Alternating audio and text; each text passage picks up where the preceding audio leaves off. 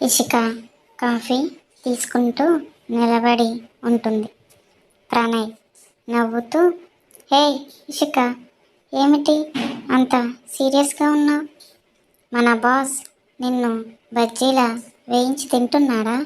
ఇషిక చిన్న నవ్వు చిందిస్తుంది. ఇషిక, అదేంటి సార్, మీరు కూడా జోక్స్ మొదలు పెట్టారా? ప్రణయ్, అయ్యో, నువ్వు అర్థం చేసుకోలేదు.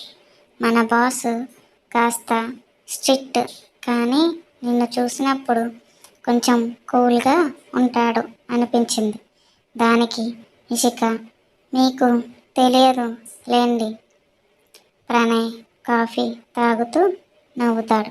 ప్రణయ్, ఇషిక, మన బాస్ నిన్ను నిజంగా బజ్జీలా వేయించి తింటున్నాడా?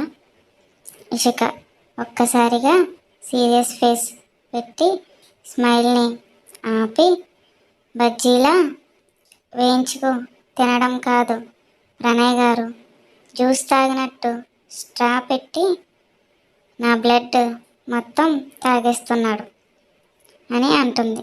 ప్రణయ్ నవ్వుతూ ఆమె వైపు చూస్తాడు. ఇషిక చిరాకుతో కాఫీ కప్పు కౌంటర్ మీద పెట్టి, ఇషిక లోపల సైకోగాడు అని అనుకుంటూ తల వంచుకొని క్యాబిన్ వైపు నడుస్తుంది. ఇషిక డెస్క్ మీద ఉన్న ఫైళ్లను చూస్తుంది, కానీ దృష్టి వాటి మీద లేదు. తన మనసు మాత్రం ఒక్కచోటే, అశోక్ మీదే. చైర్లో కూర్చొని కళ్ళు మూసుకుంటుంది. తనకు దగ్గరగా వచ్చి అశోక్ పెట్టిన ముద్దు జ్ఞాపకం మళ్ళీ మళ్ళీ గుర్తొస్తుంది. ఆ క్షణంలోని భయం, అసహ్యం, అయోమయం అన్నీ కలిసిపోతాయి. ఇషిక లోపల ఇక మళ్ళీ ఆ సైకోగాడికి ఎదురుపడకూడదు, ఎదురు మాట్లాడకూడదు.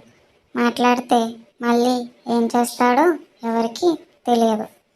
కళ్ళల్లో కన్నీళ్లు చేరతాయి. తన చేతిలో పెన్ను గట్టిగా పట్టు తీసుకుంటూ నిశ్శబ్దంగా పక్కన ఉన్న టిష్యూ తీసుకొని కళ్ళు తుడుచుకుంటుంది. ఆఫీస్ టైం అయిపోవడంతో అందరూ ఇంటికి బయలుదేరుతుంటారు. ఇషిక కూడా తన ఫోన్లో క్యాబ్ బుకింగ్ చేస్తూ రోడ్ వైపు చూస్తుంది. అప్పుడే వెనక నుండి అభి, రాయిషి, నేను డ్రాప్ చేస్తా. ఇషిక ఒక్కసారి ఆ స్వరం విని వెనక్కి తిరిగి చూస్తుంది.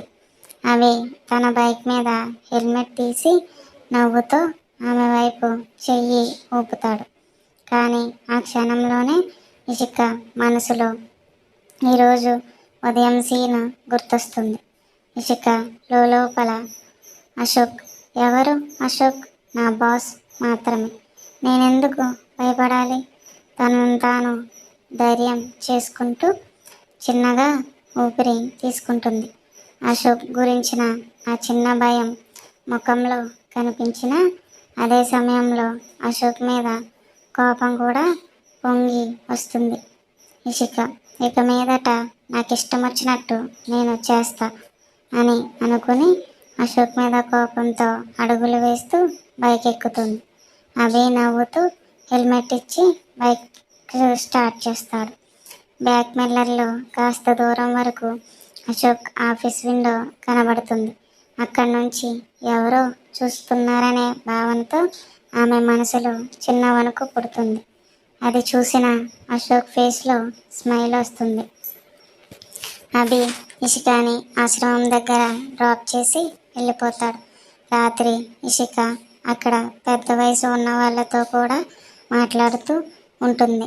వారి కోసం టాబ్లెట్లు, మందులు ఇచ్చి చూసుకుంటుంది. తర్వాత ఆమె తన బెడ్రూమ్కి వెళ్ళి విశ్రాంతి తీసుకుంటుంది. ఈరోజు ఆఫీస్లో అశోక్ అన్న అన్ని సంఘటనలను ఆలోచిస్తూ తనదైన నిద్రలోకి మెల్లగా జారుతుంది. అప్పుడే ఇషికాకి అశోక్ నుండి మెసేజ్ వస్తుంది. బేబీ, నన్ను చూస్తే భయం పోయిందా? ఇషిక ఆ మెసేజ్ చూసి షాక్ అవుతుంది. కొంచెం కోపంతో సమాధానం ఇస్తుంది. Good night sir. అశోక్ ఆ మెసేజ్ చూసి కొంచెం ఆశ్చర్యంగానే కానీ లోపల చిరునవ్వుతూ ఉంటాడు. రాత్రి అయింది. ఇషిక నిద్రలో ఉంది అని అశోక్ గుర్తు చేసుకుంటాడు. నిన్ను చూడాలి అనే ఆలోచనతో వెంటనే ఆశ్రమానికి వెళ్తాడు. ఆశ్రమానికి చేరుకొని ఇషిక పడుకుంటున్న గది వద్ద ఆగి నిశ్శబ్దంగా ఆమె వైపు అడుగులు వేస్తాడు. చిన్న లైట్లు ఆమె ముఖం చిరునవ్వుతో సైలెంట్గా నిద్రలో ఉంటుంది. అశోక్ ఆ క్షణాన్ని ఆస్వాదిస్తూ ఇషిక పక్కన సైలెంట్గా కూర్చొని ఆమెను చిన్న చిరునవ్వు చూస్తూ ఇషిక తన నైట్ వేర్లో క్యూట్గా పడుకుంటూ ఉంది. ఎవరో ఆమెను చూస్తున్నారు అనిపించి క్షణంలో కళ్ళు తెరిచి చూస్తుంది. వెంటనే షాక్ అయ్యి చిన్నగా వెనక్కి తప్పుకుంది. అశోక్ని చూసిన వెంటనే ఇషిక అలసటగా లేచి కూర్చొని కళ్ళు నలుపుతూ నిజమా అనే విస్మయంతో ఫీల్ అవుతుంది. అశోక్ నవ్వుతూ ఇషిక వైపు కొంచెం దగ్గరగా వచ్చి అవును నిజమే, కల కాదు అని మృదువుగా అంటాడు. ఇషిక అయోమయం కోపంగా రెండు కలిపిన భావంతో చూస్తూ ఉంటుంది. అశోక్ నెమ్మదిగా కుర్చీ వైపు కూర్చొని నిన్ను చూడకుండా ఉండలేకపోయాను ఇషిక అని చెబుతాడు. ఆ మాట విన్న ఇషిక ఒక క్షణం మౌనంగా ఉంటుంది. కానీ వెంటనే తల ఊపుతూ ఇది సరైంది కాదు సార్, దయచేసి వెళ్ళండి అని కఠినంగా అంటుంది. దానికి అశోక్ ఆ మాట వినకుండా మళ్ళీ ఆ అభిగాడి బండి ఎక్కావు కదా అని గట్టిగా అంటాడు. ఇషిక సార్, మీరు ఎవరు నా జీవితంలో నిర్ణయాలు తీసుకోవడానికి? నేను మీ ఆఫీస్కి పని కోసం వచ్చాను. వ్యక్తిగత విషయాలు మీకేం హక్కు లేవు అని ఇషిక చెబుతుంది. దానికి అశోక్ లేదు ఇషిక, నీకు పనిష్మెంట్ ఇవ్వాలి అని చెప్పి అశోక్ ఇషిక దగ్గరికి వచ్చి గట్టిగా తన బుగ్గ మీద కంటిగాటు పడేలా ముద్దు పెట్టేస్తాడు. ఇషిక ఒక్కసారిగా ఆ అంటూ అరుస్తుంది. ఊపిరి బిగపట్టి లేచి కూర్చుంటుంది. గది అంతా చీకటిగా ఉంది. కిటికీ గుండా చంద్రకాంతి మాత్రమే లోపలికి వస్తుంది. ఆ క్షణంలోనే ఆమె చుట్టూ చూసుకుంటూ ఉంటుంది. వెంటనే అయ్యో ఇది కళ అని గుండె పట్టుకుంటుంది.